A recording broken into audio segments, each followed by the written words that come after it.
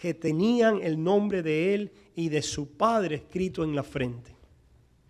Dice Hebreos 12, porque no os habéis, 18, porque no os habéis acercado al monte que se podía palpar y que ardía en fuego, a la oscuridad, a las tinieblas, a la tempestad, al sonido de la trompeta y a la voz que hablaba, la cual los que la oyeron rogaron que no se les hablase más, porque no podían soportar lo que se ordenaba. Si aún una bestia tocar el monte, será apedreada o pasada con dardo.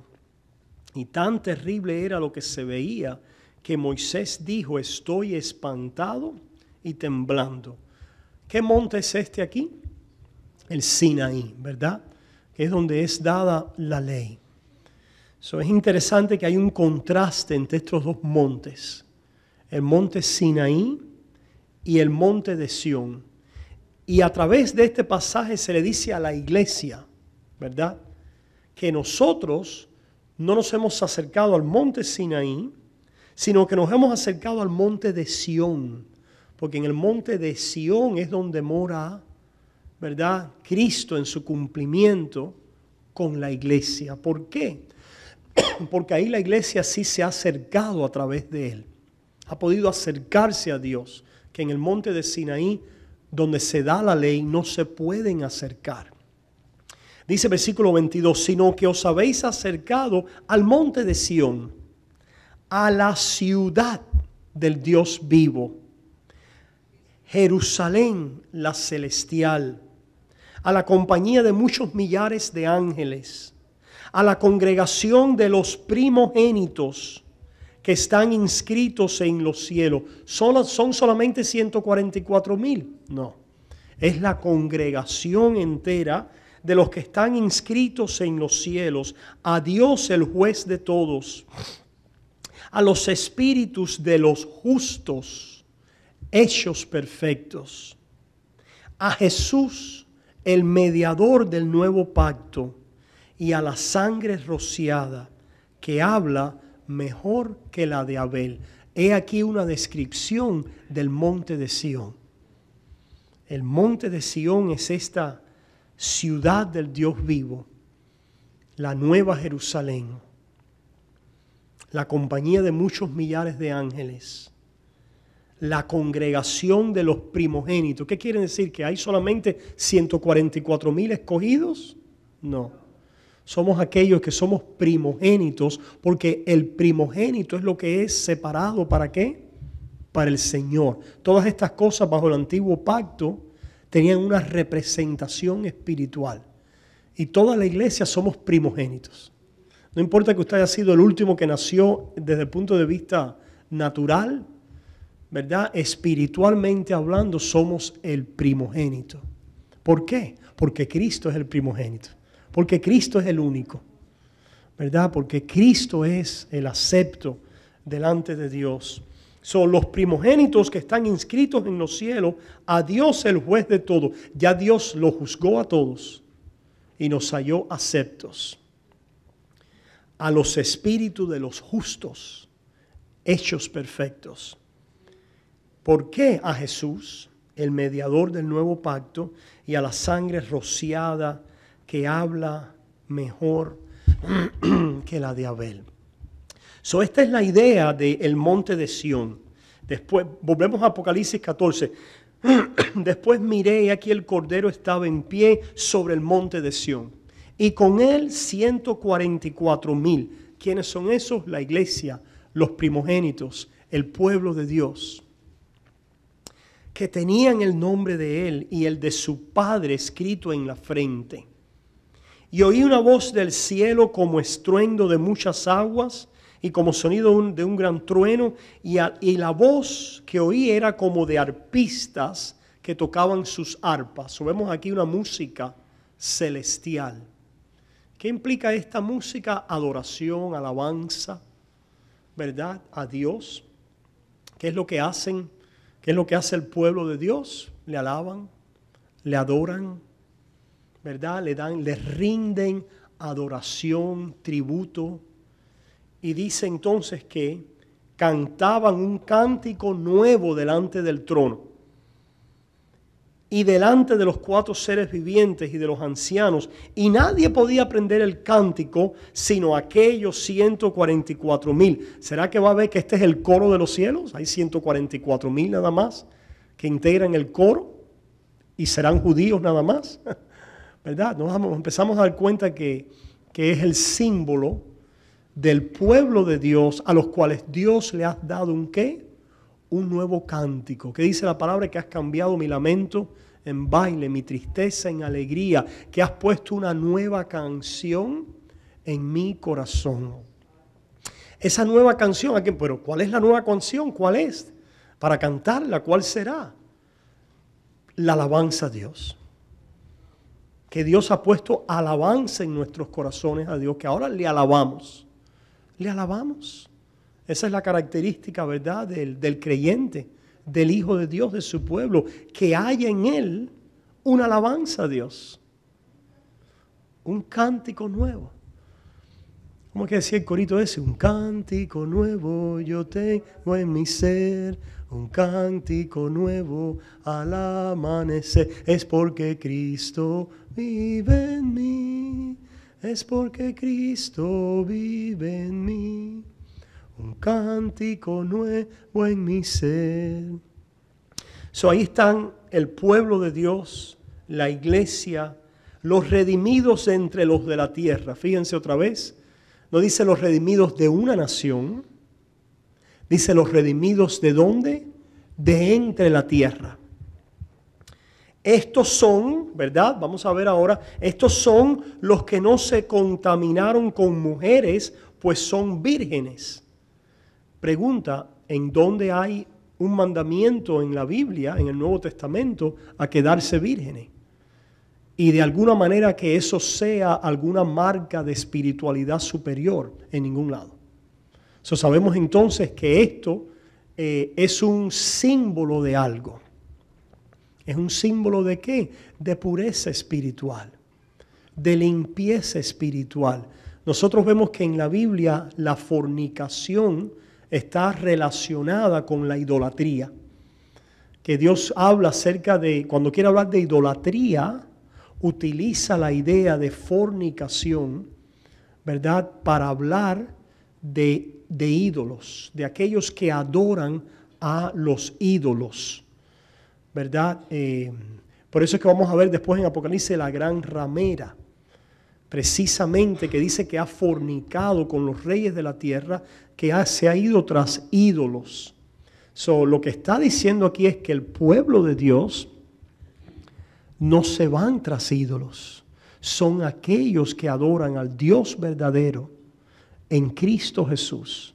Que ese pueblo de Dios es esa virgen de la cual dice Pablo, creo que le dice a los Corintios, yo os he desposado como una virgen, como una esposa al Señor, ¿verdad? Y dice Pablo en Efesios, para presentarnos sin mancha, sin ninguna impureza delante de Él, como Cristo amó a la iglesia, su esposa, ¿verdad?, la novia del Cordero. Esa es la idea aquí. La idea que estos 144,000 representan a la esposa del Cordero, aquellos que no se han contaminado en idolatría a otros dioses, sino que han sido fieles en fe, han sido preservados en la adoración, en la alabanza al Dios verdadero, a Cristo Jesús, y son los que siguen al Cordero por donde quiera que va, ¿verdad? ¿Qué es lo que dice el Señor Jesús? Mis ovejas oyen mi voz y me siguen, y nadie las arrebatará de mi mano. Siguen al Cordero por donde quiera que van. Estos fueron redimidos de entre los hombres como primicias para Dios y para el Cordero. Esto de primicias, una vez más, es la idea de primogénito. Es la idea de aquello que es santo, que es separado para Dios. No es que estos son un grupo selecto especial dentro de todo el grupo del pueblo de Dios. La idea de las primicias en el sistema de Moisés era que entregaban las primicias a Dios y el resto se quedaban los israelitas con ellas. Pues la idea aquí del pueblo de Dios como las primicias es que Él nos ha separado para Él y el resto queda en el mundo. Es del mundo, le pertenece al mundo. No son primogénitos, no son santos, no son separados para Él. ¿Verdad? No es que sea 144,000 como un número literal, donde hay un grupo de creyentes que tiene este estatus especial.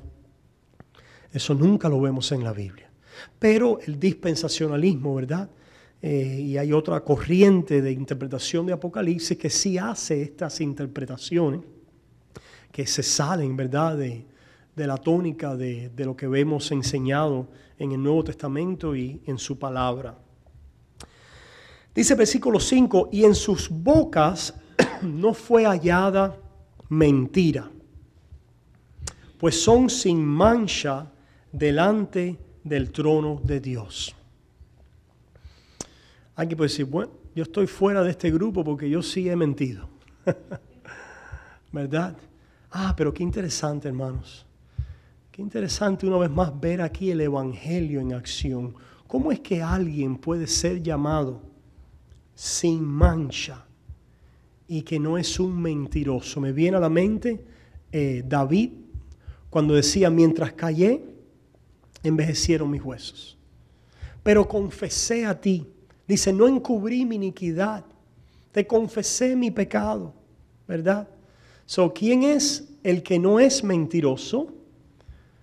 ¿Quién es el que no es mentiroso? Por supuesto, él nunca dijo una mentira, pero en términos de los 144, es el pueblo de Dios que vive en confesión de pecado delante de Dios, que reconoce su pecado, que ve su pecado. ¿Quién es el mentiroso? El que no reconoce su pecado. Y eso lo vemos en 1 de Juan capítulo 1. Si decimos que no tenemos pecado, no solamente nos hacemos mentirosos, sino que hacemos a Dios mentiroso. Interesante está eso. El mentiroso es el que hace a Dios mentiroso. Esa es la carne. Porque la carne se quiere gloriar en sí misma. Se quiere autojustificar. Y el autojustificarse y el autoglorificarse es hacer a Dios mentiroso y es el robarle la gloria a Dios. Aquellos que no andan, que dice no fue hallada mentira en ellos, no es que no fue hallado el pecado de la mentira, sino que estos han confesado sus mentiras, sino que estos han podido venir delante del Señor y decir, Señor, yo soy el pecador, ten misericordia de mí, Padre. Yo confieso mi maldad delante de ti. Y por eso es que están sin mancha delante del trono de Dios.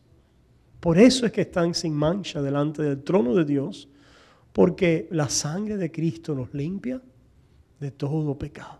Gloria, por eso es que somos vírgenes, por eso es que somos primogénitos, por eso es que somos las primicias, por eso es que estamos en el monte de Sión, por eso es que podemos acercarnos sin temor, porque la sangre de Cristo nos limpia de todo pecado. Y si hemos pecado, abogado tenemos para con Dios, a Jesucristo el justo.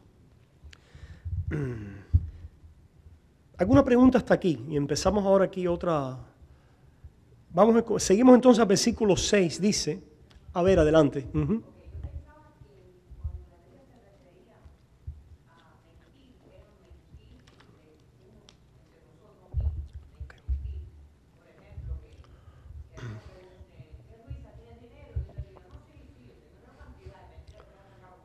Sí, eso es una mentira. Pero lo que tenemos es que pensar, ¿cuál es la diferencia? Primero, ¿hay alguien aquí que nunca ha mentido? Ok. Ya. Entonces, todos los que estamos aquí somos mentirosos. Entonces, la pregunta es, ¿cuál es la diferencia entre los mentirosos que van al infierno y los mentirosos que van al cielo? ¿Te das cuenta? Es correcto.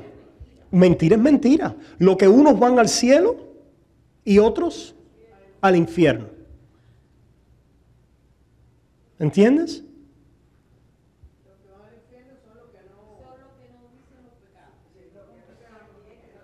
En otras palabras, al final del día, ¿cuál es el pecado que nos lleva al infierno? El rechazar a Jesús, ¿verdad? Es decir, cuando nosotros vemos el pecado en nosotros, nos damos cuenta que no es diferente al de quién, al del mundo. Nosotros también mentimos. Nosotros también vemos en nosotros ira y rencilla y odio y adulterio y fornicación, etcétera, etcétera, etcétera. El que no lo vea está ciego.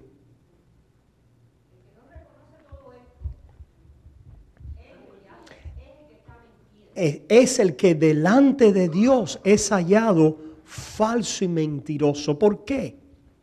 Porque no ha reconocido su pecado y le ha hecho a Dios mentiroso, justificándose a quién, a sí mismo, justificándose a sí mismo,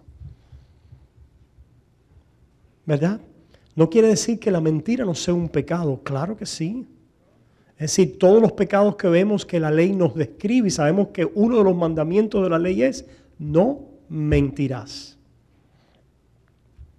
Y así vemos diferentes mandamientos en la ley. Y cuando nosotros los cometemos, el Espíritu dice, estás pecando. Eso está mal. Yo no te salvé para eso. Tú eres un hijo de Dios. Y toda la convicción que nos trae el Espíritu Santo de Dios. Pero ese pecado no nos condena. ¿Nos condena? No nos condena. ¿Por qué no nos condena? Eso es correcto, pero hay que decir algo más.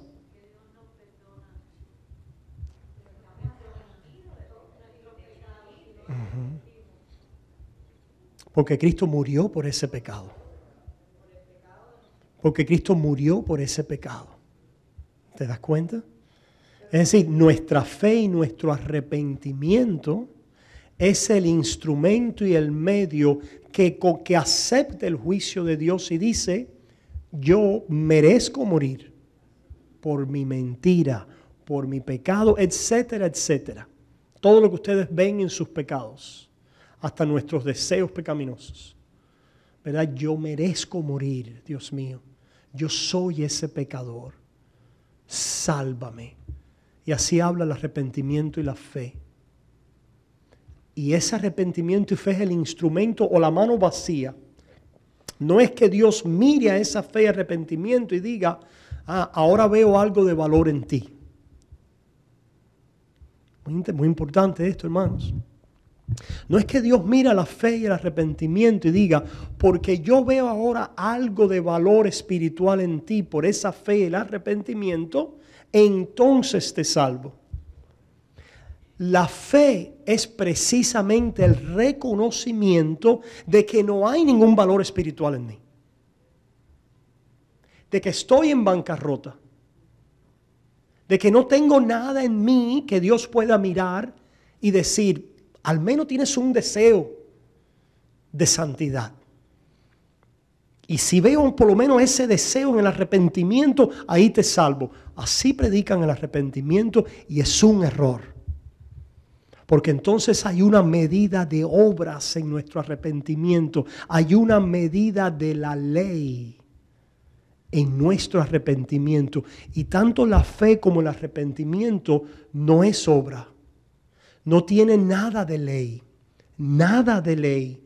Lo que confiesa es su bancarrota delante de la ley.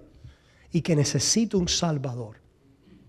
La fe y el arrepentimiento es esas manos vacías, ¿verdad? Donde decimos, sálvame, sálvame, necesito un Salvador.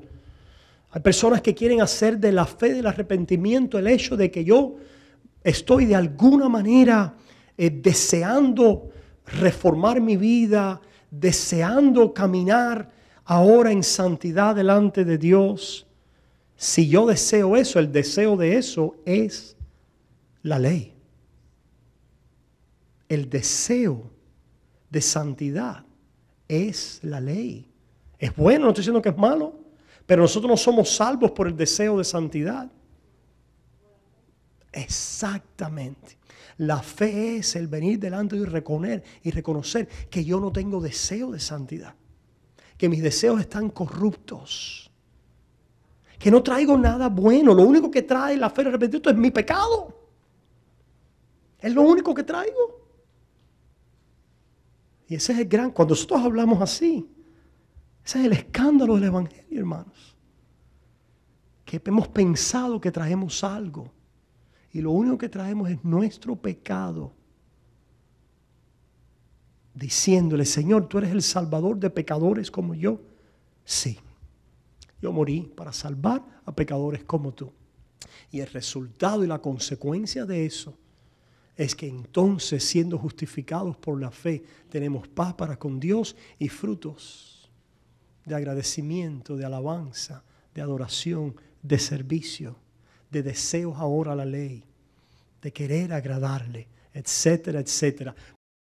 Fe y el arrepentimiento porque no va ahí. No va ahí porque contaminamos nuestra salvación por gracia solo a través de la fe. Estos hombres están delante del Cordero de Dios, parados sin mancha y sin mentira, porque han sido justificados. Son los espíritus de los hombres, de los justos, hechos perfectos. Como dice Hebreos, capítulo 12. Los espíritus de los justos, hechos perfectos. ¿Verdad? Eso. Si nosotros no somos perfectos, porque tenemos la fe que abraza la perfecta justicia de Cristo, abraza al perfecto. Y de esa manera es que podemos adorarle y ya no ser espantados por lo que vemos. ¿Qué es lo que vemos? La santidad de Dios. ¿Qué es lo que vemos? La santidad de Dios. ¿Qué es lo que los espantó a ellos? Que nadie puede ver a Dios y vivir. Nadie, ningún pecador puede pararse en la presencia de Dios Santo, porque somos inmediatamente pulverizados. ¿Qué es lo que hizo Dios con Moisés? Lo escondió en la roca. La única forma de poder ver a Dios, ver su santidad, pararnos delante de Él, es si somos escondidos, cubiertos, revestidos, nuestra culpabilidad quitada. ¿Qué es lo que hizo con el profeta Isaías? Fue con el tizón y ¿qué le dijo? Tu culpa es quitada. ¿Se dan cuenta, hermanos? En ese momento no es que Isaías era más santo que antes de que le llevaran los tizones. Es simplemente que le habló la palabra de ¿qué? De absolución en la sangre del Cordero. La palabra de pureza, de limpieza, la palabra de circuncisión, la palabra que cubre pecados. Y al ser quitado por la obra que Dios iba a hacer a favor de pecadores, Isaías puede pararse en la visión. Y puede servirle, puede ser enviado. Heme aquí, yo iré. Puede convertirse. Así es que nosotros nos paramos y le servimos y obramos y tenemos frutos dignos de arrepentimiento. Porque es precisamente porque Él ha quitado nuestra culpa. Y por eso podemos pararnos delante de Él. Y ahora nuestras obras testifican delante del mundo de lo que somos. Cuando hay un testimonio de que somos cristianos, porque si ahora nosotros solamente obramos y nunca hablamos del Evangelio, pues no estamos testificando de nada. Tenemos que hablar el Evangelio. Tenemos que identificarnos como creyentes. Porque si no, ¿sabe qué buena persona es ese hombre, chicos? ¿Verdad? Qué buena persona es, qué buen esposo, qué buen marido, qué buen padre, qué buen trabajador, qué buen ciudadano. ¿Y qué? La razón para que glorifiquen a Dios en el día de la visitación, que es el día cuando ellos son puestos delante de la cruz de Cristo y ellos han oído a otros que también han hablado de la cruz de Cristo y se han acordado del testimonio de sus palabras y del testimonio de sus vidas. Dicho, ahora entiendo. ¿Se dan cuenta? So, ¿qué sucede después? ¿Entendiste eso, verdad? No es que nosotros no queremos decir que la mentira no es un pecado. No, no es lo que estamos diciendo. Lo que estamos diciendo es que esa mentira, ¿verdad?, al Hijo de Dios no lo manda al infierno. Pastor, pero no diga eso porque la gente va a mentir. Ese es el temor. Y yo entiendo, es un temor fundado.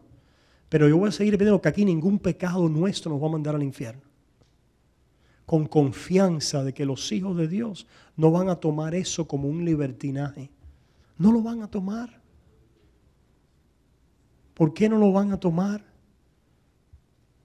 Porque el Espíritu de Dios y la gracia de Dios verdaderamente actuando en nosotros, lo que hace cuando oímos eso, no es querer ir al libertinaje, sino lo que nos hace es querer adorarlo. Lo que nos hace es querer darle gracias. Señor, de veras, ya no hay condenación para mí. No hay condenación. No importa lo que pase en mi vida, no importa. De veras, Señor, de veras. Ese mensaje es el que nos hace adorarle de corazón, dar frutos, ¿verdad?, de corazón. El otro mensaje que no nos hace hacer eso es el mensaje de cuando pensamos que el Padre está todavía reñido con nosotros, cuando no lo vemos reconciliado, cuando no lo vemos apaciguado, ¿qué es lo que estaba pasando con el hermano del hijo pródigo? Recuerda, él tenía dudas acerca del Padre, pensaba que el Padre no quería su bienestar, no quería su felicidad, nunca le había matado un cordero, etcétera, etcétera, ¿verdad? Esa era la... Seguimos en Apocalipsis, ¿verdad? Sigue diciendo, versículo 6. Vi volar por en medio del cielo a otro ángel que tenía, qué lindo, miren esto ahora. Vi volar por en medio del cielo a otro ángel que tenía el evangelio eterno para predicarlo a los moradores de la tierra, a toda nación, tribu, lengua y pueblo. Una vez más, noten, yo quiero que ustedes si se acuerdan, o si no que vayan a las otras visiones que hemos visto. Tenemos la visión de las trompetas que acabamos de ver, capítulo 11. Y lo que vimos allá, que también la visión termina con los dos testigos, ¿recuerdan? Los dos testigos realizando su labor evangelística misionera. Pues aquí también lo tenemos, pero ahora no lo tenemos como dos testigos, lo tenemos como representado como un ángel. Creo yo que significa, número uno, ¿verdad? Nosotros sabemos que en la iglesia están el ángel de Dios. Escribe al ángel de tal iglesia, hablando de ese ministerio profético, ¿verdad? De la palabra, de la predicación. El ángel de Dios. Vemos aquí el testimonio de la iglesia predicando el evangelio. También puede ser una referencia al hecho de que aunque nosotros somos los que realizamos la labor de predicación, y bueno, esto no es ahora para que se enfoquen en los ángeles, ¿verdad? Pero dice la palabra de Dios que los ángeles son espíritus ministradores a los siervos de Dios.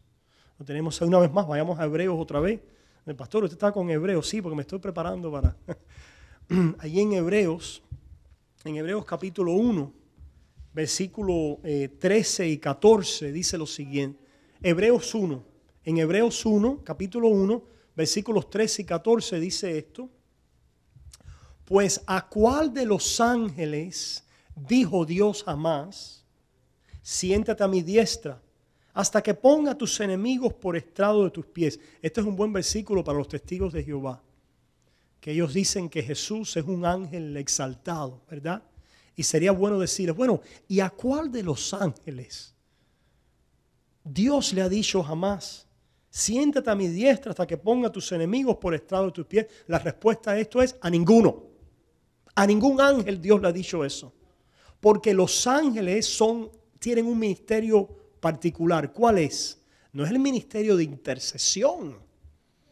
No es el ministerio de reconciliación como lo tuvo Cristo, el Hijo de Dios. Los ángeles tienen un ministerio en particular. Versículo 14. ¿No son todos espíritus ministradores enviados para servicio a favor de los que serán herederos de la salvación? No los vemos, no tenemos que enfocarnos en ellos, no tenemos que buscarlos, ni adorarlos, ni reclamarlos, pero están ahí. Y están ahí haciendo una administración a la obra, ¿verdad?, del Evangelio. Nosotros lo vemos en Daniel, vemos que hay cierto tipo de movimiento en lo espiritual. Nosotros no sabemos de qué manera Dios abre puertas a través de ellos, de qué manera ellos pueden preparar condiciones en lo espiritual, etcétera, etcétera. Pero dice que son espíritus ministradores. ¿De qué manera ellos vienen a nosotros y nos ministran? Dice Hebreos también que algunos sin saberlo, no os olvidéis de la hospitalidad a los extranjeros, a los extraños, porque algunos sin saberlo hospedaron ángeles. Está tremendo, ¿verdad? No nos vamos a dar cuenta que es un ángel. Si estás esperando verle, deja ver, vírate ahí para verte la salita, a ver si no vamos a ver eso. Pero Dios tiene formas y caminos que nosotros no. Pero ellos están ahí para ministrarnos, sí.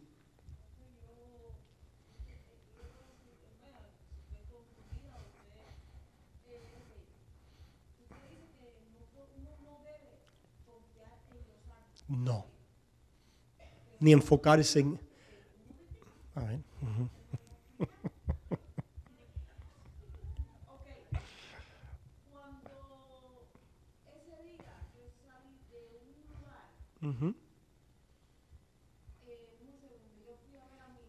Uh-huh. El accidente del carro. Uh-huh. Right. Yeah. Yo no dudo eso. Eso no lo dudamos. Uh-huh. Right. Yeah.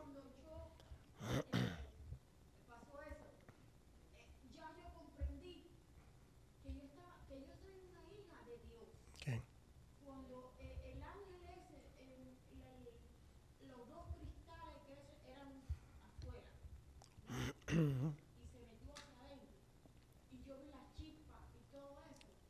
Bueno.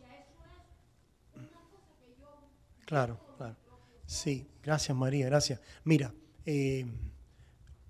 los ángeles están obrando y están ministrando. Y están haciendo su obra, ¿verdad?, en diferentes maneras. Eso es un estudio en sí mismo, ¿verdad?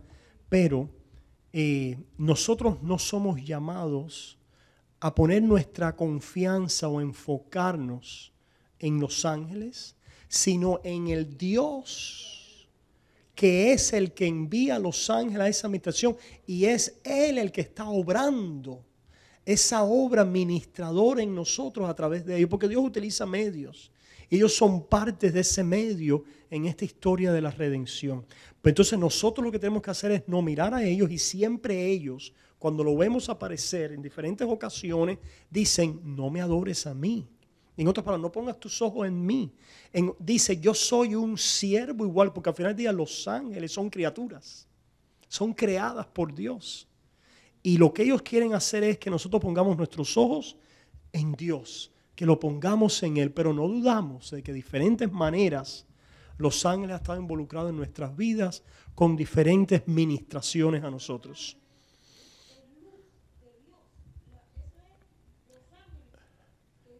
No. Sí, claro, son ángeles, los ángeles son de luz de Dios, pero ellos no son la luz de Dios. Ok, ya. Es Cristo, esa es la idea, La idea es que podamos enfocar y poner nuestros ojos en Jesús.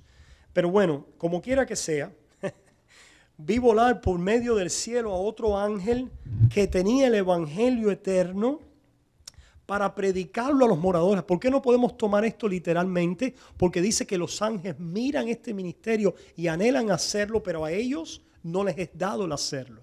Ellos no son los que predican, pero aquí hay un simbolismo, ¿verdad?, ya sea de la administración de los ángeles a los que predican, o ya sea de aquellos que son representados como el ángel de las iglesias, representando el ministerio de predicación de la palabra, de predicación del evangelio. a los moradores de la tierra, toda nación, tribu, lengua y pueblo. En otras palabras, que a lo largo de toda la historia de la iglesia, esta labor se está realizando. No es una labor que se va a realizar solamente al final, por 144,000, no. Es una labor que se ha estado realizando, que se está realizando y que continuará hasta el fin. Representada aquí en este versículo, a través de este ángel, representado en los dos testigos, ¿verdad? De las otras visiones.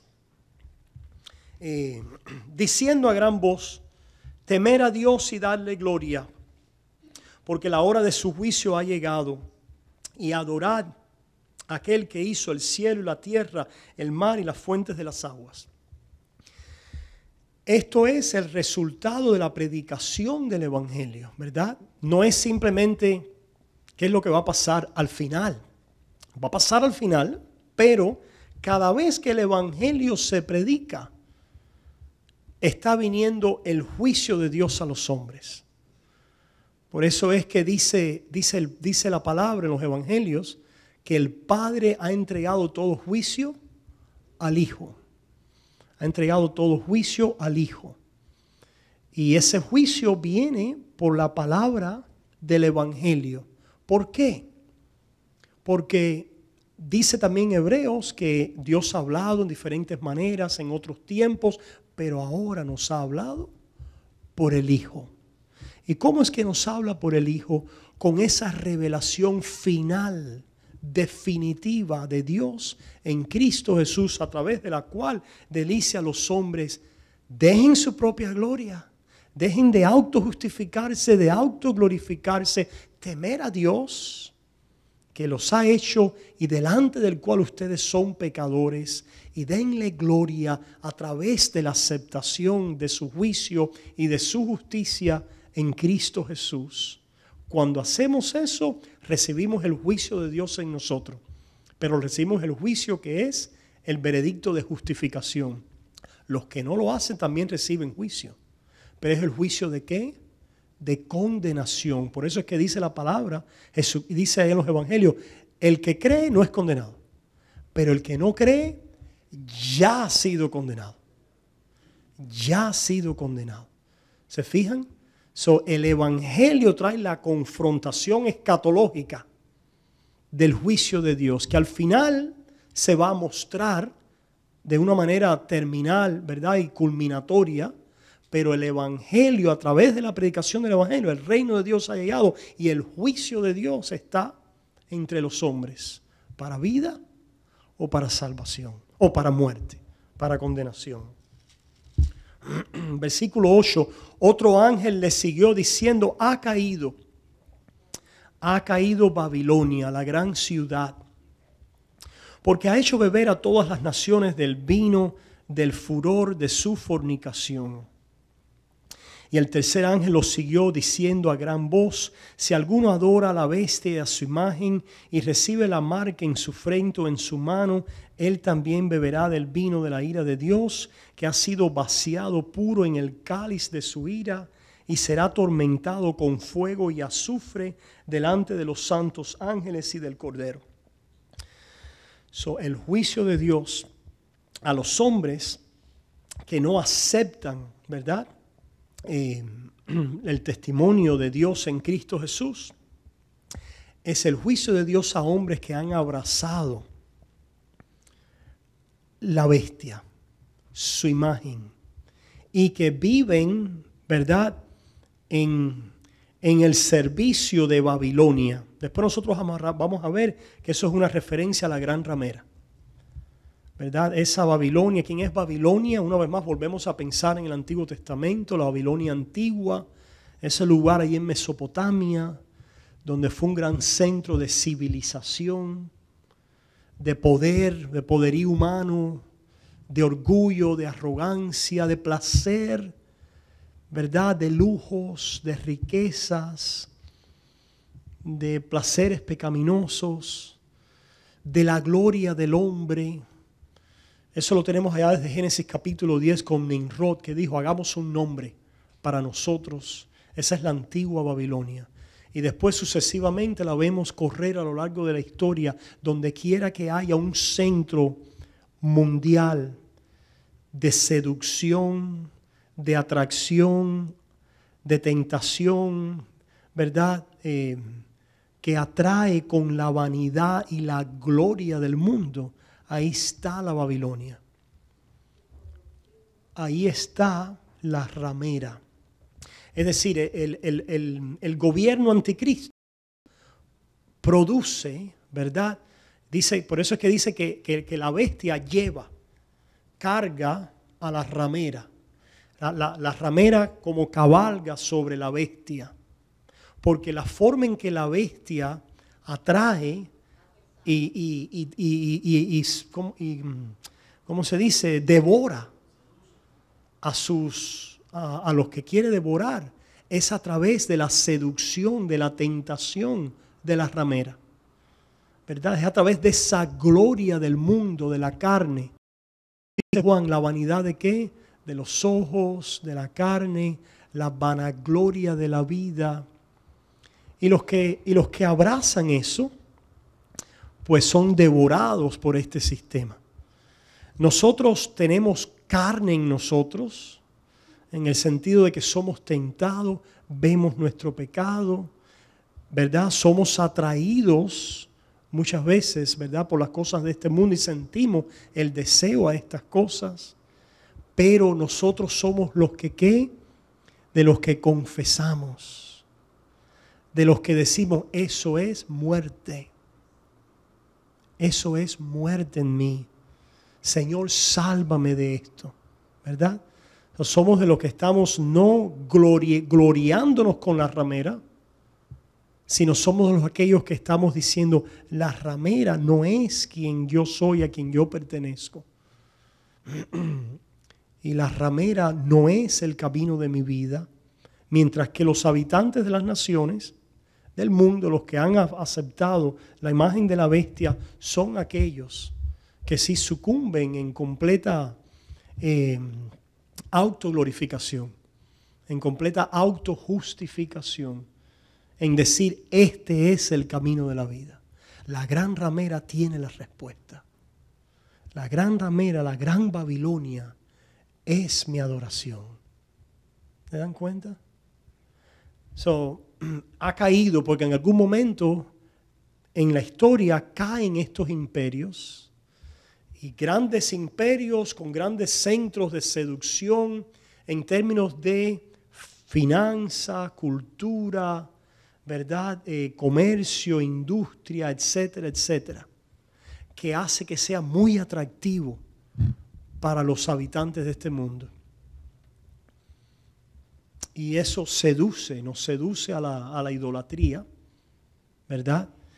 Y entonces, pero esa ramera cae, esa Babilonia cae, donde quiera que cae un imperio, usualmente lo que vemos es una decadencia de su ciudad, de su Babilonia. ¿Qué pasó con el imperio romano? Poco a poco Roma, que era la gran ciudad, fue decayendo, fue depauperándose, fue deprimiéndose económicamente, fue perdiendo su lustre, su vigor, su empuje, su poderío, su atracción, hasta que finalmente fue pisoteada y arrastrada por los bárbaros. Y no fue más que no había nada en ella, ¿verdad? Se dieron cuenta entonces el imperio de que era vano, de que era falso. Y en algún momento el imperio se da cuenta que esa ramera, esa Babilonia, es algo que no satisface. Pero no hay lugar para arrepentimiento. Como le pasó a Judas, ¿recuerdan? Tenía las 30 monedas, pero al final del día no le sirvió de nada y las botó. Así es como va a ser el imperio anticristo en algún momento con la ramera. La va a botar, la va a asquear. Eso lo vamos a ver después. En esos momentos de crisis, en esos momentos de decadencia, lo cual hace que a veces las cosas en una nación, en un poderío, se pongan bien duras, bien crudas. Porque todo aquello que hacía que fuera suave, que fuera placentero, ahora se ha perdido. Eso lo vemos, hermanos, ¿verdad? Lo vemos en diferentes maneras, en diferentes naciones y procesos, movimientos sociales, donde está esa bestia, esa ramera, ese juicio de Dios, que una y otra vez se recurre. Por eso es que dice que esta bestia es la que era y no es, pero será. ¿Verdad? So, de alguna manera el poderío de la bestia, aunque cae, los hombres se vuelven a, ¿verdad? Vuelven a adorarla, porque vuelve a salir en el mundo. Es decir, sale de una forma diferente. Sale de una forma diferente, pero sigue cautivando la atención de los hombres de este mundo. Y bueno, nosotros a medida que crecemos y vamos ganando en madurez, empezamos a darnos cuenta que es vano. Y el Espíritu Santo nos da testimonio, ¿verdad? De que cae, de que no hay en ella nada de valor, espiritualmente hablando. Así que dice, el tercer ángel lo siguió diciendo a gran voz: si alguno adora a la bestia, a su imagen, y recibe la marca en su frente o en su mano, él también beberá del vino de la ira de Dios, que ha sido vaciado puro en el cáliz de su ira, y será atormentado con fuego y azufre delante de los santos ángeles y del Cordero. Versículo 11, y el humo de su tormento sube por los siglos de los siglos, y no tienen, escuchen esto, y no tienen reposo de día ni de noche los que adoran a la bestia y a su imagen, ni nadie que reciba la marca de su nombre. ¿No tienen qué? Reposo. La Biblia dice que no hay reposo para ¿quién? Para el impío, para el malvado. No hay reposo. ¿Qué cosa es esto de no hay reposo, hermanos? Una vez más, si recuerdan el mensaje del domingo, ¿por qué el hombre no haya reposo? ¿Cuándo es que no haya reposo? Cuando está bajo ¿qué? Bajo la condenación de Dios. La condenación de Dios, la ley de Dios persigue al hombre donde quiera que se meta y le está dando testimonio de que es culpable. Es que es culpable. Es decir, ¿por qué? Decíamos, ¿recuerdan? ¿Por qué es que los hombres se sienten culpables? Porque son culpables. Porque son culpables. Por eso es que los hombres se sienten culpables. ¿Por qué los hombres tienen temor? Recuerdo, utilizamos el refrán: el que la debe, el que no la debe, no la teme. ¿Pero por qué los hombres tienen tanto temor? Porque todos las debemos. Porque las debemos. Y lo que está haciendo el hombre, y al saberse culpable, y al saberse que la deben, estar en temor de esa muerte, de la condenación, hay un sentido también de vergüenza, de ser inadecuado. Vamos a decirlo de alguna manera, de un complejo que tiene el hombre en su valor. Y esa es la vida. Por eso es que no hay descanso para el hombre natural. No hay descanso para el hombre natural porque vive en temor a la condenación, está bajo culpabilidad y vive en la vergüenza de su desnudez. De que ese es Adán y Eva cuando trataron de esconderse, ¿verdad? Pero volvamos a Hebreos un momentico, qué interesante. Ahí en Hebreos nos describe lo opuesto del pueblo de Dios. Hebreos 4. Hebreos 4. Dice, Hebreos 4, temamos pues, no sea que permaneciendo aún la promesa de entrar en su reposo, alguno de vosotros parezca no haberlo alcanzado.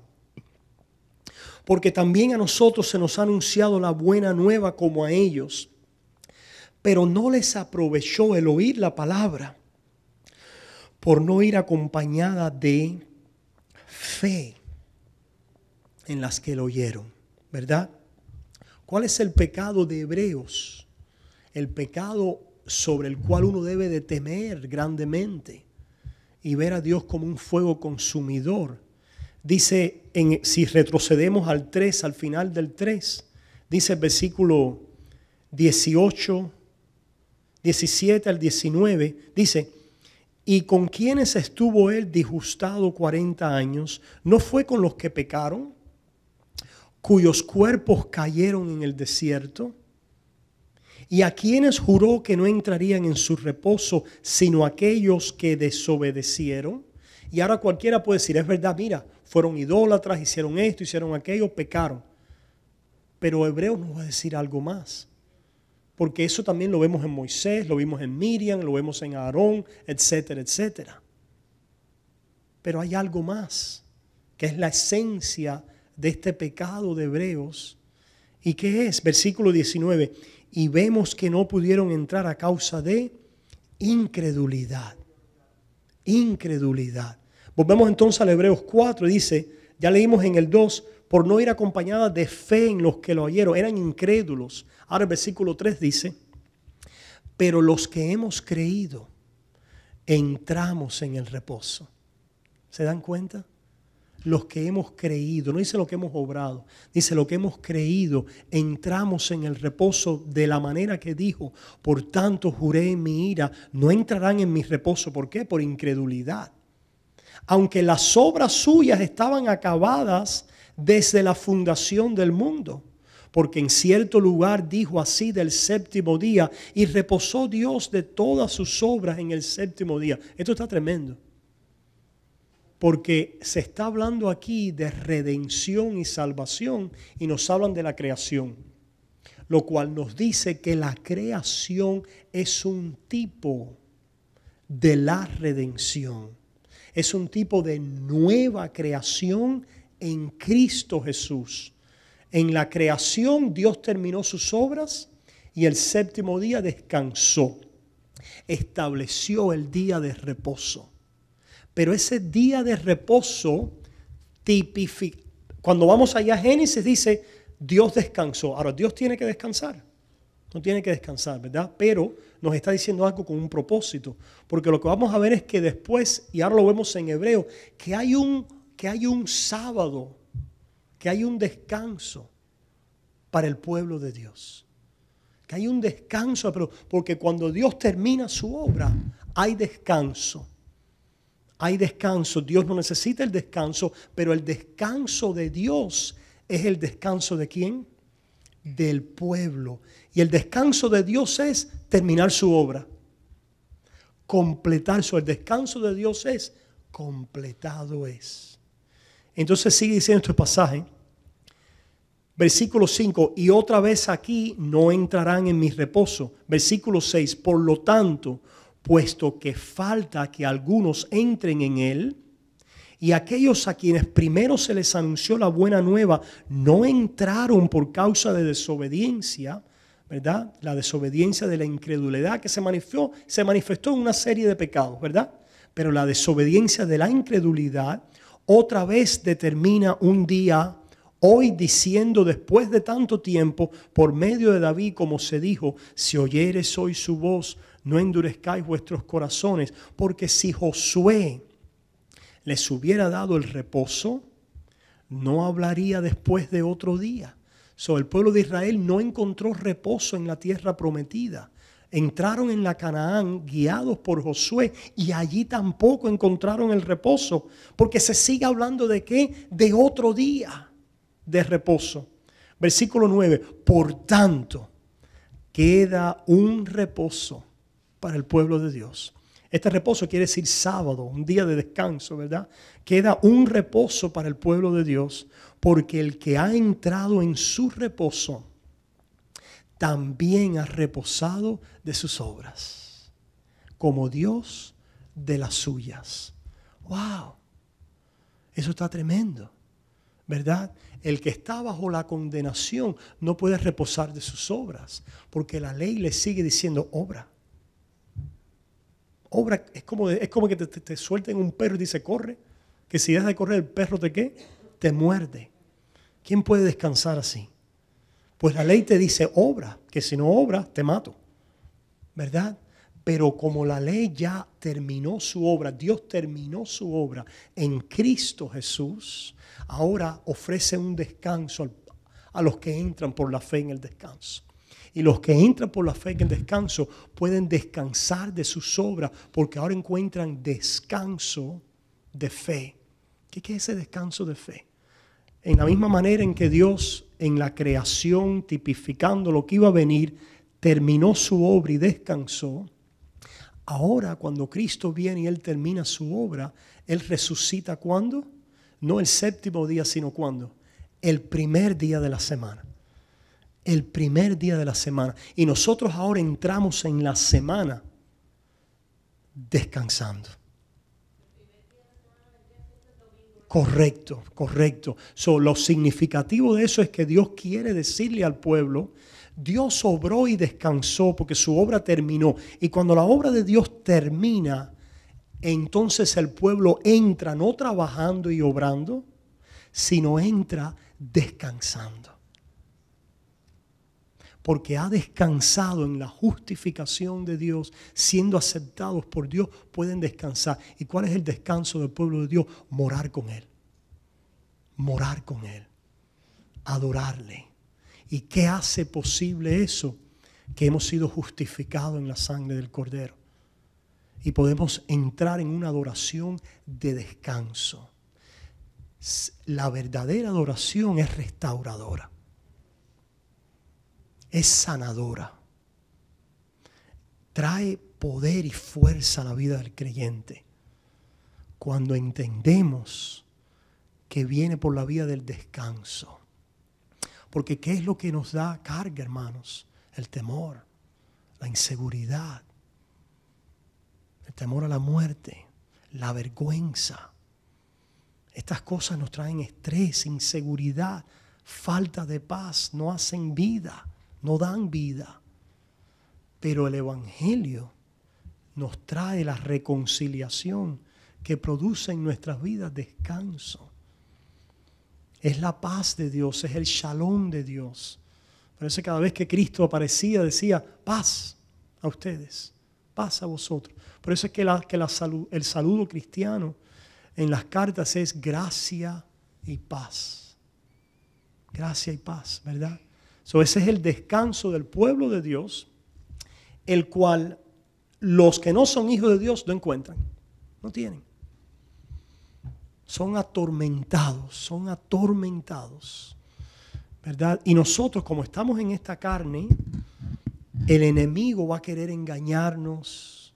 Nuestra carne, ¿verdad? Es incrédula, pero el Espíritu Santo va a seguir evangelizándonos. Va a seguir llevando el Evangelio a todas las partes de nuestra vida donde necesitamos oírlas para descansar. Por eso es que alguien ha dicho que la santificación es la justificación en acción. Es la justificación avanzando sobre nuestras vidas, reclamando sobre nuestras vidas la nueva creación de Dios en Cristo Jesús, que ahora estamos en Cristo. Nosotros pensamos de esta manera, Cristo está en nosotros. Y cuando decimos eso no decimos algo malo, pero la realidad es que Cristo está sentado a la diestra de Dios. Entonces, ¿quién está en nosotros? El Espíritu de Dios está en nosotros. Pero el Espíritu de Dios está en nosotros para que nosotros nos podamos ver en Cristo. Nos podamos ver en Él. Es decir, no es que estemos prestando la atención a lo que Él está haciendo en mí. El Espíritu viene y santifica mostrándonos que estamos en Él. Y cuando nos vemos en Él, nos vemos en descanso. Nos vemos apaciguado nuestra conciencia de pecado. Nos vemos descansando en Él. Y es la única forma que podemos adorarlo. Y de esa adoración del descanso del pueblo de Dios, Dios es glorificado. Dios es glorificado. Porque es una adoración no es algo que nosotros le traemos a Él. La adoración del pueblo de Dios, lo que glorifica a Dios, es la adoración de que le traemos a Él el reconocimiento de lo que Él ha hecho. Esa es la adoración. Al traerle al vivir en el reconocimiento de lo que ha hecho por nosotros, eso produce frutos de amor. Son frutos de fe. Por eso es, hermanos, que las obras no pueden ser nunca la primera evidencia de salvación. Eso es un error, hermanos. Y aunque haya habido miles de personas que lo hayan enseñado en la historia, es un error. La primera línea de evidencia es el descanso que habla el Padre a mi alma cuando me dice, tú eres mi hijo. ¿Y por qué yo soy tu hijo? Porque yo di mi vida por ti. Es aquel Abba Padre. De ese reconocimiento de fe salen obras. Y ahora solamente cuando yo veo las obras a través de la fe, yo puedo tener, yo le llamo de esta manera, una segunda evidencia de mi salvación. No es que rechace, ¿verdad?, las obras como una evidencia, pero lo que tenemos que decir es que no es la primera evidencia confirmadora de salvación. Si fuera así, seríamos miserables. Miserables, no podríamos tener seguridad, porque nuestra seguridad tendría que estar basada en lo que estamos haciendo. Y no en otras palabras, nuestra seguridad estaría en una obra que no se ha terminado. Estaría puesta en un proceso. ¿Se dan cuenta que es la obra de la santificación? Es un proceso. No es perfecta, no ha terminado. Esa obra no se ha completado. Pero no tiene por qué ser completa y perfecta ahora, porque no es la referencia de la base de la vida cristiana. La base de la vida cristiana sí es una obra completa, terminada y perfecta. Y es la obra de Cristo. Y cuando nosotros, por el Espíritu, nos vemos en Él, nos vemos, como dice su palabra, completos, perfectos, sentados en los lugares celestiales, perfectos, santos. ¿Pero por qué? ¿Por alguna obra mía? No, por la obra perfecta de Cristo a mi favor. Y ese mensaje que me pone, el Evangelio me pone de cara a la justicia perfecta de Dios a mi favor, me hace ahora que yo me convierta en un espejo de su justicia. Cuando yo lo miro por la fe y lo contemplo por la fe y soy arraigado en ese conocimiento de fe, el Espíritu Santo del testimonio de descanso a mi vida, del testimonio de aseguramiento en Él, produce rayos, ¿verdad?, de transformación, rayos de frutos. Pero yo soy un espejo. Yo no soy la cosa, ¿verdad? Yo simplemente soy un espejo. El espejo se pone delante del sol y brilla, pero el espejo no es el sol. Yo no tengo nada en mí propio. Dios no ha puesto en mí, Dios no me ha hecho a mí sol. ¿Entienden? Dios no me ha hecho a mí sol. Dios, a través del Espíritu Santo, me ha puesto de cara al sol. Y cuando yo lo contemplo, esa es 2 Corintios, ¿verdad? Capítulo 3, final, y 4 al principio. Porque nosotros, los que a cara descubierta contemplamos la gloria de Dios en la faz de Jesucristo, somos transformados en esa gloria. ¿Qué es lo que hacemos? Contemplamos. Contemplamos. Y cuando contemplamos por la fe, somos transformados por el poder del Espíritu y empezamos a brillar con esos frutos del Espíritu que nosotros muchas veces ni lo estamos viendo, pero está saliendo en nuestras vidas. Esa es, ¿verdad?, la idea de estos que adoran al Cordero, que le siguen, estos primogénitos, y el contraste con aquellos que no lo hacen. Versículo 12, ya para terminar esta parte, aquí está la paciencia de los santos, los que guardan los mandamientos de Dios y la fe de Jesús. Por la fe de Jesús vivimos, ¿verdad?, honrando esos mandamientos, caminando en obediencia a ellos, ¿verdad? Por la fe de Jesús podemos dar frutos en ellos, ¿verdad? Y esa manera viven los santos de Dios, caminando en esa vida.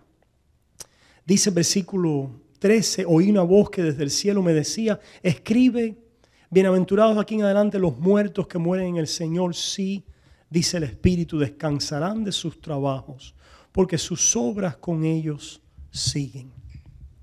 ¿Qué quiere decir esto? Estas son las obras del Espíritu, son las obras de Cristo, y estas obras van a seguir por toda la eternidad, porque en toda la eternidad, ahora, para siempre, ya aquello que entorpecía la luz del sol será quitado y seremos, ¿verdad?, ahora glorificados.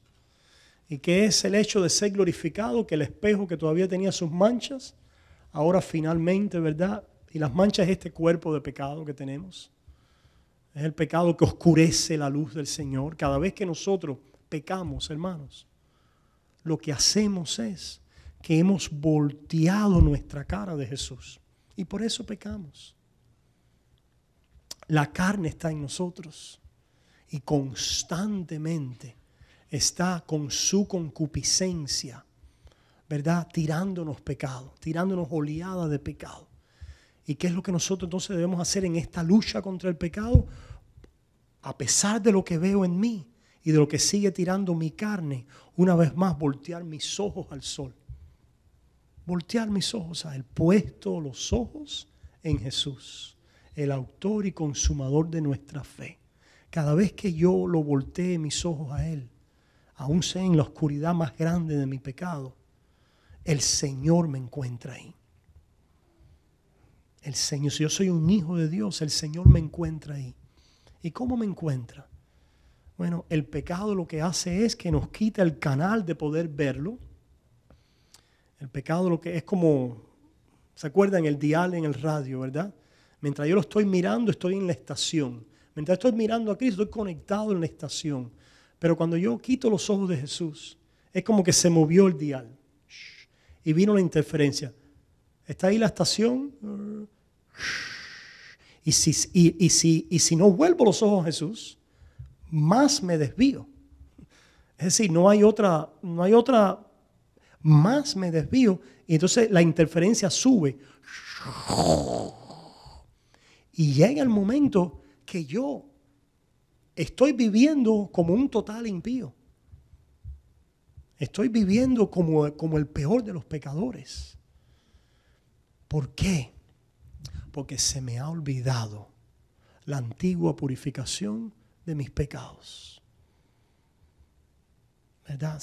He quitado los ojos de mi identidad en Cristo Jesús. ¿Qué es lo que va a hacer el Señor? Viene o nos restaura sus medios de gracia, que por eso es que nosotros tenemos que alentarnos. Porque es que dice Pablo, porque es que dice Hebreos, a lo mejor fue Pablo, pero bueno, porque es que dice Hebreos, no dejando de congregarnos como algunos tienen por costumbre. Porque en la congregación los medios de gracia están en acción. ¿Cuáles son los medios de gracia? La palabra y los sacramentos, que son diseñados para poner los ojos en Jesús. Por eso es que cuando solo nosotros predicamos lo que nosotros tenemos que hacer, estamos socavando el poder de lo que tenemos que hacer. Porque tenemos que oír a Cristo, poner nuestros ojos en Él, y entonces eso nos da el poder para hacer. Nos restaura. La mesa debe decirle eso al pecador, ¿verdad? La predicación debe traer la palabra de absolución del Evangelio, ¿verdad? Los cantos deben comunicar a Cristo, para que de esa manera nosotros podamos ser exhortados. Exhortados. La exhortación es: haz esto porque eres un hijo de Dios. Haz esto porque has sido comprado y lavado en la sangre de Cristo. Haz esto porque le perteneces. Pero me está pasando esto. No mires a eso ya. Sí, reconócelo, arrepiéntete, date cuenta que es la muerte y mortifícalo. Vamos a hablar de eso el domingo. Yo sé que va a ser muy controversial, porque yo le voy a decir a la iglesia que mortificar el pecado es antes de dejarlo de hacer en la carne. Antes de poder ir a matar el pecado en dejarlo de hacer, El pecado tiene que ser matado en la conciencia. No hay pecado que dejemos de hacer, ¿verdad? Que no lo hemos matado primero, ¿dónde? En la conciencia. Por eso es que dice Hebreo que nos ha limpiado de conciencia de pecado. Porque cuando miramos a Jesús y vemos ese pecado horroroso en mí, tan horroroso que Él murió por él, y entonces yo lo afirmo, lo arrepiento, lo confieso, digo lo mismo de Dios que Dios dice acerca de mi pecado y que soy digno de muerte, y me vuelvo a Él y digo, sálvame, Señor. No es que me salve en el sentido de que ya me salvo ya, pero es un arrepentimiento para comunión, es un arrepentimiento para servicio, para renovación, en el sentido de decir, Señor, mira mi maldad y mi pecado, pero renuévame, purifícame, límpiame. Pues el Señor entonces obra en nuestras vidas. Pero nosotros simplemente reclamamos y venimos en confianza. Número uno, confesando que no lo podemos hacer, que esto no es algo que hacemos nosotros. Él lo hace y lo hace a través del Espíritu, mostrándonos nuestro en Cristo y nuestra confianza en Él, que vuelve a traer los ojos al descanso del pueblo de Dios.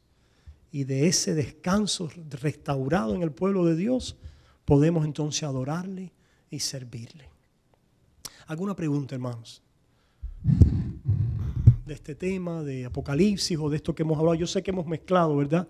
Y es que para mí, como he estado en esta reflexión tan metido, me es difícil separarme de ella. Pero bueno, si la Biblia es toda testificando de Cristo, Apocalipsis también lo hace, ¿no? Y lo vemos ahí también. ¿Alguna pregunta? No se queden con sus preguntas, ¿verdad? Cuando ustedes no entiendan algo, cuando tengan algo que quieran, sientan